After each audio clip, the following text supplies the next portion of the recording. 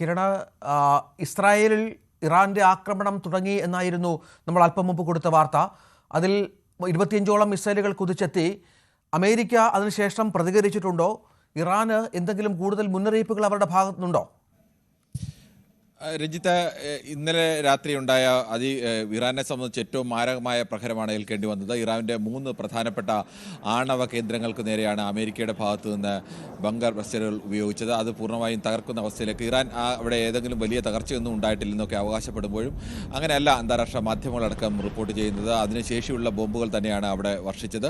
അതോടൊപ്പം തന്നെ അവിടെ ഇറാന്റെ ഭാഗത്തുനിന്ന് ഏതെങ്കിലും തരത്തിൽ അവിടെ ഒരു ആണവ വികിരണത്തിലുള്ള സാധ്യതയില്ല. അവിടെ നിന്നുള്ള ഒരു സമ്പുഷ്ടിച്ച യുറേനിയം അടക്കം നേരത്തെ തന്നെ മാറ്റിയിരുന്നു എന്നാണ് പറയുന്നത്.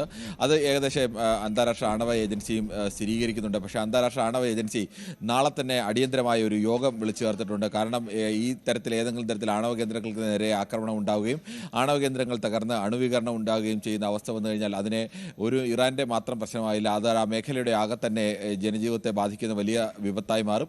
അതിൻ്റെ അടിയന്തരമായ ഒരു യോഗത്തിന് നാളെ തന്നെ വിളിച്ചിട്ടുണ്ട്. അമേരിക്കയുടെ ഭാഗത്തുനിന്ന് ഇനി തുടർ നടപടികൾ തൽക്കാലം ഉണ്ടായിട്ടില്ല. ഇനി ഇറാൻ എന്ത് ചെയ്യുന്നു എന്നുള്ളതാണ് പ്രധാനം. ഇറാനെ സംബന്ധിച്ച് ഇറാന്റെ പരമോന്നത നേതാവായ അയത്തുള്ള അൽ ഖമേനിയുടെ നേരിട്ടുള്ള സന്ദേശം ഇതുവരെയും വന്നിട്ടില്ല. അദ്ദേഹത്തിന് ഉപദേഷ്ടാവിന്റെ സന്ദേശമാണ് വന്നത്. ഇത് ഇറാന്റെ ഊഴമാണ് ഇനി, അതുകൊണ്ട് തിരിച്ചടി ഉണ്ടാവും എന്നാണ്. ഏകദേശം 20ഓളം അമേരിക്കയുടെ കേന്ദ്രങ്ങൾ, സൈനിക താവളങ്ങൾ ഇറാന് ചുറ്റുമായിട്ടുള്ള വിവിധ രാജ്യങ്ങളിലായിട്ടുണ്ട്. UAE-യിലായാലും സൗദിയായാലും കുവൈറ്റായാലും അടക്കമുള്ള രാജ്യങ്ങളിലൊക്കെ, ഇറാഖ് അടക്കമുള്ള രാജ്യങ്ങളിലൊക്കെ ഉണ്ട്. ഈ ഇറാൻ മാത്രമാണ് അതിന് ഇറാനെ ചുറ്റി നിൽക്കുന്ന പ്രധാനപ്പെട്ട രാജ്യങ്ങളിലൊക്കെ അമേരിക്കയുടെ സൈനിക താവളങ്ങളുണ്ട്, അമേരിക്കയുടെ ബേസുകളുണ്ട്. അവിടേക്ക് ഏകദേശം 40,000-ന് മേൽ അമേരിക്കൻ ട്രൂപ്പുകൾ, 40,000-ന് മേൽ ആളുകളുണ്ട് എന്നതുകൂടിയാണ് വിലയിരുത്തപ്പെടുന്നത്. സാങ്കേതിക പ്രശ്നങ്ങളുണ്ട്. പശ്ചിമേഷ്യൻ യുദ്ധം ഇനി എന്താകുമെന്നുള്ളതാണ് നമ്മൾ കാത്തിരുന്ന് കാണേണ്ടത്. ഏതായാലും ഇറാന്റെ ആക്രമണം ഇസ്രായേലിലേക്കുണ്ട്.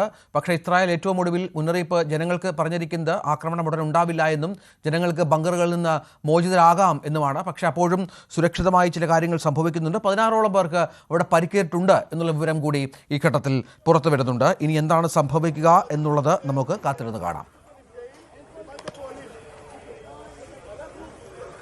വലിയ ആക്രമണമാണ് ഇറാന്റെ ഭാഗത്തു നിന്ന് ഇസ്രായേലിൽ ഉണ്ടായത് എന്നുള്ളതാണ്. മരണങ്ങൾ സംഭവിച്ചിട്ടില്ല എങ്കിൽ പോലും പരിക്കേറ്റ 16 പേരുണ്ട് എന്നുള്ള വിവരം കൂടി IDF നമ്മോട് പറയുന്നുണ്ട്.